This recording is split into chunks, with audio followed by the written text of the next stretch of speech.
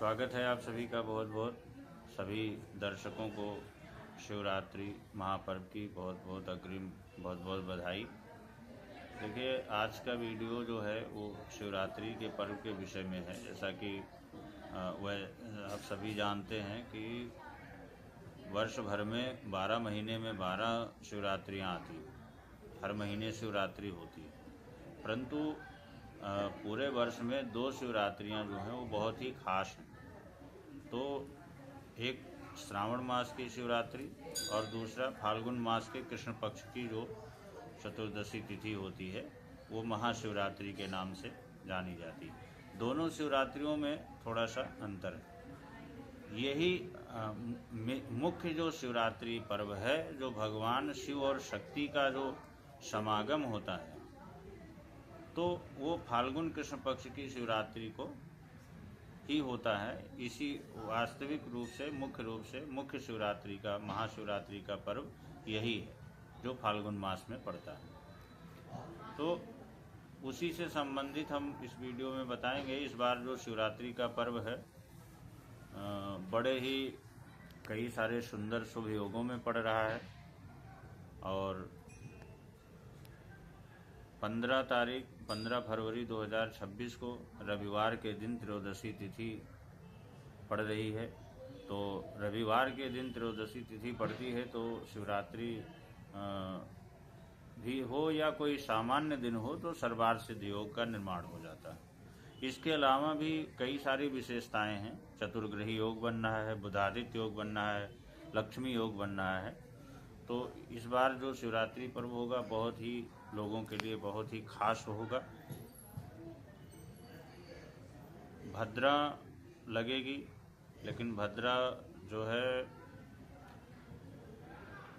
शाम को 5 बजे के बाद, लगभग शाम को 5 बजे के बाद प्रारंभ होगी। और वैसे भी भद्रा प्रारंभ होने से कोई व्यवधान शिवरात्रि के जलाभिषेक में या शिवरात्रि के पूजन में इस बार नहीं होगा, क्योंकि भद्रा जो है वो मकर राशि की भद्रा है, पाताल लोक निवासिनी भद्रा है। इसलिए पृथ्वी लोक पर न होने से भद्रा का कोई व्यवधान नहीं होगा। और जो भी सुंदर जितने भी शुभ योग पड़ रहे हैं वो आम जन के लिए बहुत ज़्यादा लाभकारी रहेगा, बहुत ज़्यादा अच्छा रहेगा, हर तरह से अच्छा रहेगा। सुख समृद्धि, धनागम, संतति, पारिवारिक, आर्थिक, सांसारिक हर प्रकार से संतुष्टि प्राप्त होगी। शिवरात्रि का जो व्रत है अपने आप में एक बहुत ही बड़ा अमोघ फल देने वाला व्रत। ऐसा शास्त्र में कहा गया है, पुराण में कहा गया है कि जो भी अगर कोई भी व्यक्ति पूरे वर्ष भर कोई व्रत उपवास नहीं करता है, तो अगर शिवरात्रि का मात्र व्रत कर लेता है तो उसे 1 वर्ष के व्रत उपवास का फल प्राप्त हो जाता है। और शिवरात्रि तो अपने आप में बहुत ही ज़्यादा उत्तम व्रत है।